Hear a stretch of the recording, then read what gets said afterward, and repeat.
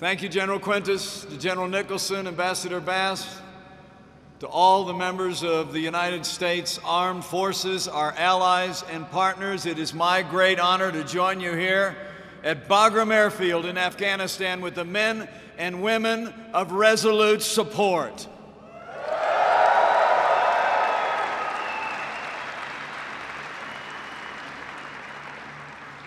It is humbling for me to address this force for freedom in this ancient land. And to each and every one of you, I bring greetings from your Commander-in-Chief, the 45th President of the United States of America, President Donald Trump.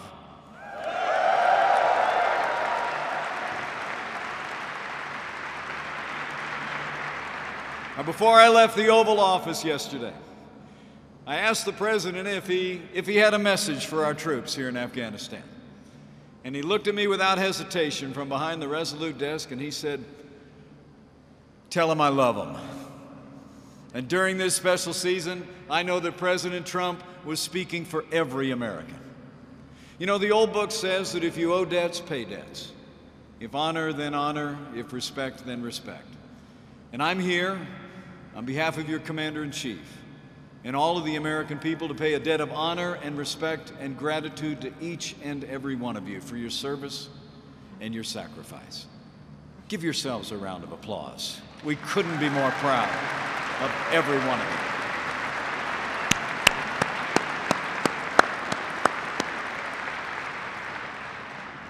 you. You know, I know it must be hard to be so far from home, away from your families and friends, especially this time of year. So in this season, I just want you all to know that you're on the hearts of the American people. In gatherings large and small all across this country, in the communities from which you come, I know there'll be a place saved at the dinner table for every one of you. And I also want you to know that millions of Americans will breathe a prayer of thanks for your service and for your safety as you stand for our freedom in this distant land. But whether you wear the uniform or you're here as a civilian, each one of you have stood up and stepped forward to defend our nation, our people, and our very way of life. And your leadership and your service speak louder than any words I could say here tonight. You're patriots. You are heroes. You did not, as that old book says, love your lives so much as to shrink from this calling to serve and defend our nation. And while you come from the rest of us, you are the best of us. Every day you prove a truth of history anew. The armed forces of the United States are the world's greatest force for good, and you are a part of those armed forces here in Afghanistan. It's because of all of you that we're safe. It's because of you that we're free. It's because of you that freedom has a future in Afghanistan, in America, and all across the wider world. And today, let me assure you, President Donald Trump is the best friend the armed forces of the United States will ever have.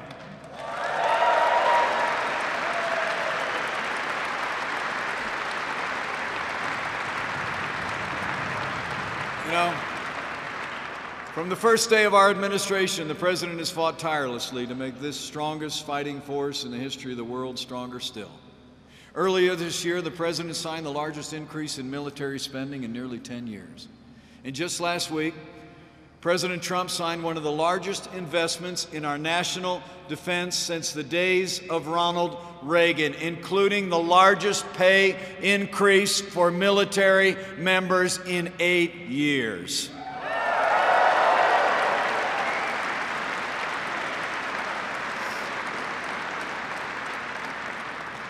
And in case you didn't hear about it from back home, yesterday we cut your taxes.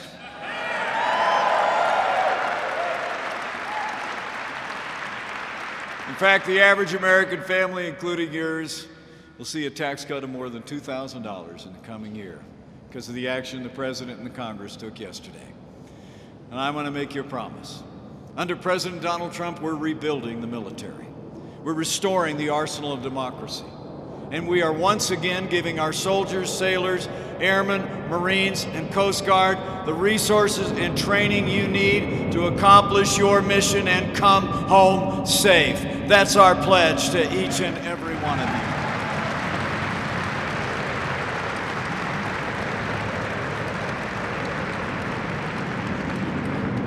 And never doubt that your mission here in Afghanistan is vital to the safety and security of the American people. 16 years ago, the forces of radical Islamic terror plotted and perpetrated the deadliest attack on Americans' homeland in the history of our nation. From the safe haven of Afghanistan, the terrorists of Al-Qaeda, aided and abetted by the Taliban, struck the United States on September 11, 2001. We all remember the day. A day where we saw 2,977 innocent men and women, mothers and fathers, sons and daughters lose their lives. The American people understood this for what it was. It was an act of war. And as one nation and one people, we vowed to win this war on our terms, on this soil. And together with our allies, we came here to Afghanistan to liberate its people and prevent the terrorists from ever threatening our homeland again. And we are staying in that fight, and we will see it through to the end.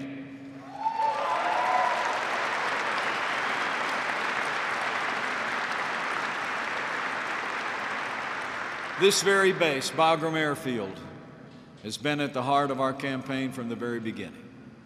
It's a bastion of strength and a beacon of freedom in this corner of the world.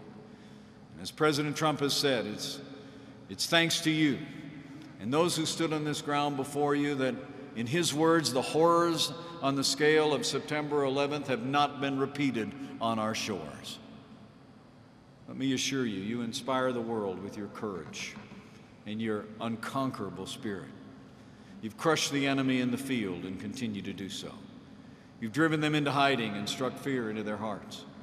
You've given the Afghan people the hope of freedom, the freedom to determine their own destiny and chart their own future. But as we all know well, these great achievements have come at a great cost. More than 3,500 members of our allied forces have lost their lives over the past 16 years, including 2,308 Americans.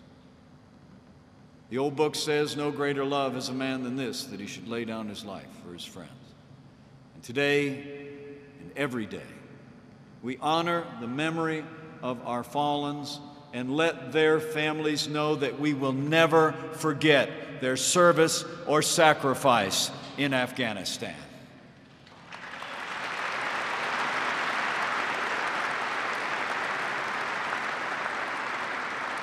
But as President Trump has said, we also honor the fallen by achieving, in his words, an enduring outcome worthy of their tremendous sacrifice. Earlier this year, President Trump laid out a bold new strategy to achieve victory in Afghanistan. And you are the instruments of that strategy. You are the instruments of American power who are implementing that strategy on the ground.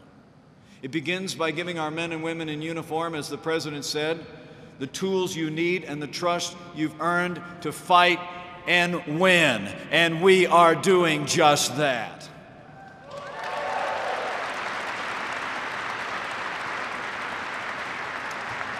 First, your Commander-in-Chief has made it clear to our allies, our partners, and our enemies that the United States of America will no longer be bound by arbitrary timetables in Afghanistan.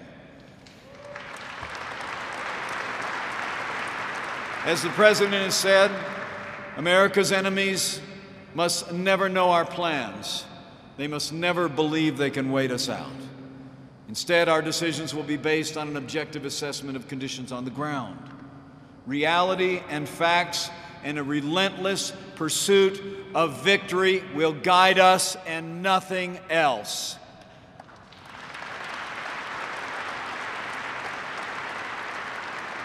Second, President Trump has unleashed the full range of American military might.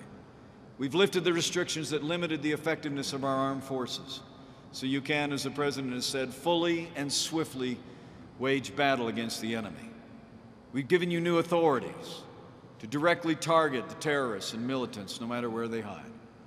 And this Commander-in-Chief has empowered our battlefield commanders with the freedom and flexibility you need to win. Bureaucrats don't win battles. Soldiers do. And under this president, we will never allow bureaucracy to stand in the way of victory.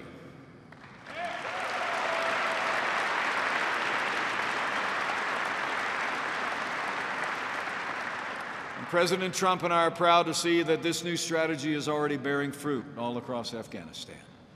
And the American people deserve to know that with the courage of everyone gathered here, we're making real progress in this fight for freedom in Afghanistan. We've dramatically increased American airstrikes, and together with our Afghan partners, we've put the Taliban on the defensive. We've prevented them from launching a major campaign against a provincial capital for the first time in 3 years. We've targeted the Taliban's funding as never before through renewed attacks on its drug trafficking networks. And thanks to the leadership of your Commander-in-Chief and the courage of all of you, in another field of battle, ISIS is on the run. Their capital has fallen. Their so-called caliphate has crumbled from Iraq to Afghanistan and everywhere in between.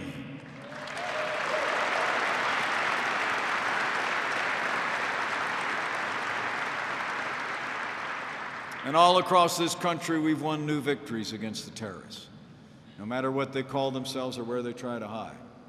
And our enemies will have no time to recover or rebuild, because we will continue to bring overwhelming force to defeat them every day, every time. The road before you is promising, but it's perilous.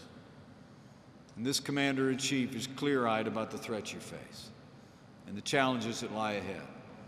But today, let me assure you, President Trump has your back.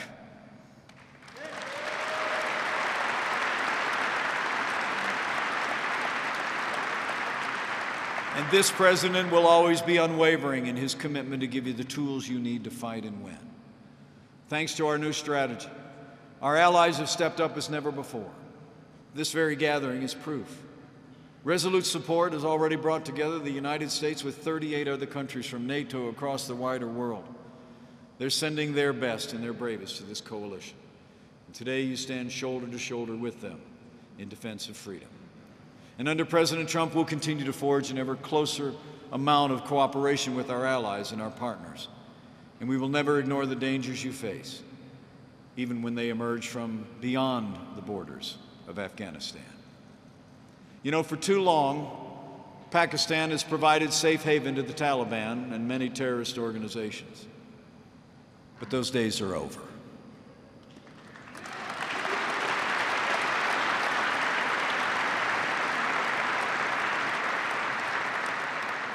President Trump has put Pakistan on notice.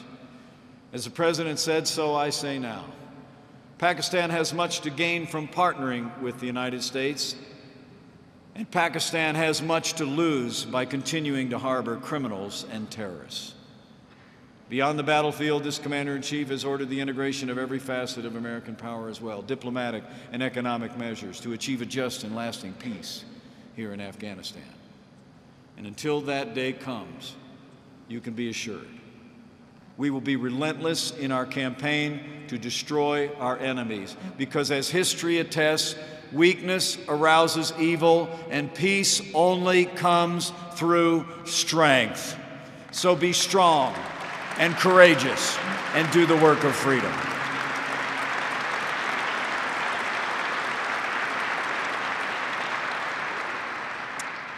The Afghan people are a proud and noble people who have suffered long. In the 1980s, during their long war with the former Soviet Union. In the 1990s, under the brutal rule of the Taliban. And in recent years, from the terrorists and militant who continue to threaten their homes and their families, and who have claimed the lives of more than 35,000 brave Afghan soldiers, security forces, along with countless civilians. But through all the strife, through all their struggle, the Afghan people, those you serve alongside in their armed forces today, have never lost their love of freedom, never lost their courage or their yearning to live in a land free of terror and war. And let the people of Afghanistan know the United States of America stands with them.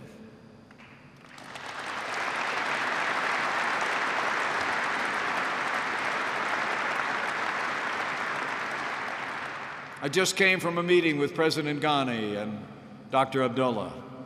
We discussed the progress that we've made in this country and America's commitment to the Afghan government and the commitment of the Afghanis to their own freedom in this land. I said to them what I say to you now. Under President Donald Trump, the armed forces of the United States will remain engaged in Afghanistan until we eliminate the terrorist threat to our homeland, our people, once and for all.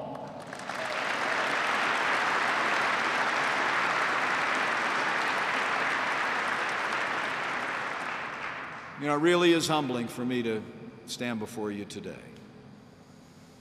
My father was a combat veteran, served in Korea. And I'm the proud father of a United States Marine. But my life never took me into the uniform of the United States. But every time I'm with men and women of our armed forces, I'm inspired. I'm inspired by your courage, by your selflessness, by your love of country and your patriotism. You stand here on a frontier of freedom. You stand tall and proud in defense of our families, our citizens, and our most cherished values. Your mission is vital. And today, on behalf of your Commander-in-Chief, I say to all of you, in the days ahead, mind your mission. Take care of one another.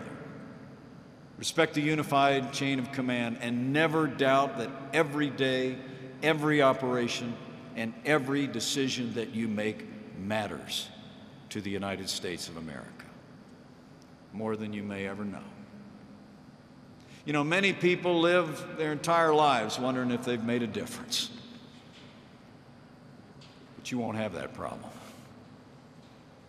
Everyone standing before me today and around me today step forward to join this all-volunteer military. You chose to be a part of something larger than yourselves. You've made a difference in the world. You've done a world of good. And so keep it up. Keep lit the flame of freedom to hand to the next generation. Keep defending America in this ancient land as you stand courageously with our partners as they reach for freedom. And I say with confidence, because of all of you and all those that have gone before and our allies and partners, I believe victory is closer than ever before.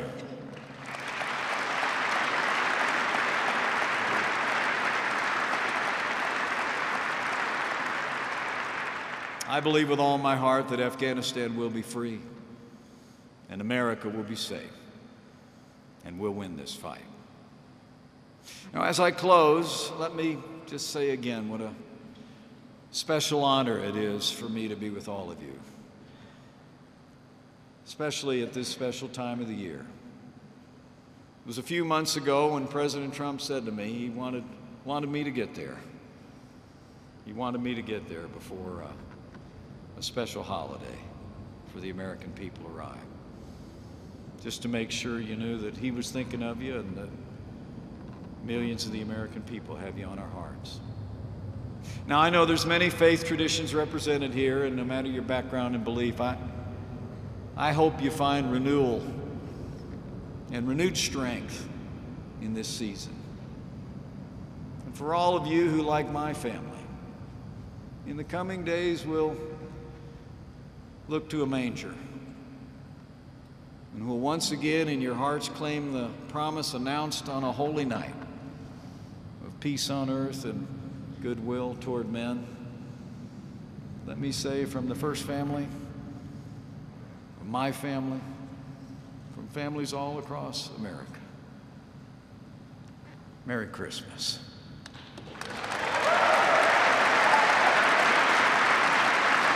And to all of you,